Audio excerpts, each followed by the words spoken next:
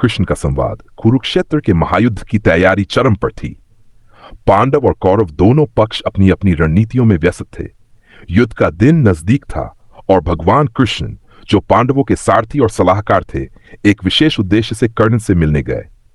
कर्ण अपने शिविर में अकेले बैठे थे जब कृष्ण वहां पहुंचे। कर्ण ने उन्हें देखकर आदरपूर्वक स्वागत किया और कहा, भगवान, आपका स्वागत है। कृपया बताइए, मुझे सेवा का अवसर क्यों दिया?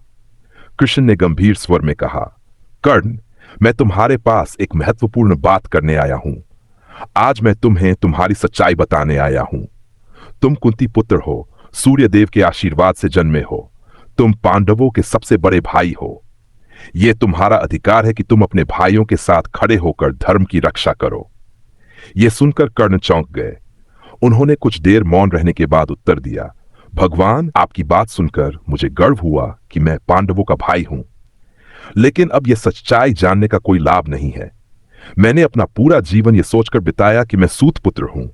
हर जगह अपमान सहा, पर कभी हार नहीं मानी। ऐसे समय में केवल दुर्योधन ही थे जिन्होंने मुझे गले लगाया, मुझे सम्मान दिया और मुझे अंग देश का राजा बनाया। मैं उनका साथ किसी भी हाल में नहीं छोड़ सकता। कृष्ण ने कहा, लेकिन कर्ण, दुर्योधन अधर्म के मार्ग पर है। तुम पांडवों का साथ देकर धर्म की स्थापना में मदद कर सकते हो। यह तुम्हारे लिए सही निर्णय होगा। कर्ण ने धीमे स्वर में कहा, भगवान, मैं समझता हूं कि दुर्योधन का मार्ग अधर्म का है, लेकिन मेरा धर्म अब उनकी वफादारी निभाना है। उन्होंने मुझे दुनिया के सामने वह सम्मान दिया जिसकी मुझे हमेशा से तलाश थी।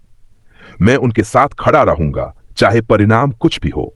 कृष्ण ने कर्ण की वफादारी और त्याग देखकर उनकी प्रशंसा की। उन्होंने कहा, तुम्हारी यह बात तुम्हें दूसरों से अलग बनाती है कर्ण। तुम सच्चे वीर हो। इतिहास तुम्हें केवल एक महान योद्धा के रूप में ही नहीं, बल्कि एक दानवीर और कर्तव्यनिष्ठ व्यक्ति के रूप में भी याद रखेगा। कर्ण मुस्कुराए और बोले, भगवान, मेरी कहानी में शायद जीत न हो, लेकिन मैं चाहता हूं कि लोग मुझे मेरे कर्तव्य और सम्मान के लिए याद करें। कृष्ण ने उनकी बात मानी और वहां से चले गए। कुरुक्षेत्र का युद्ध हुआ, जिसमें कर्ण ने अपनी पूरी शक्ति से लड़ाई लड़ी। वह अर्जुन से युद्ध में वीर गति को प्राप्त हुए, लेकिन उनकी वफादारी, त्याग और साहस ने उन्हें अमर बना दिया।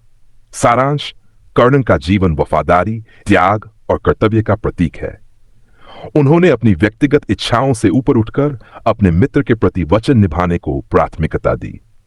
उनकी इस महानता के कारण वह युगों युगों तक प्रेरणा बने रहेंगे।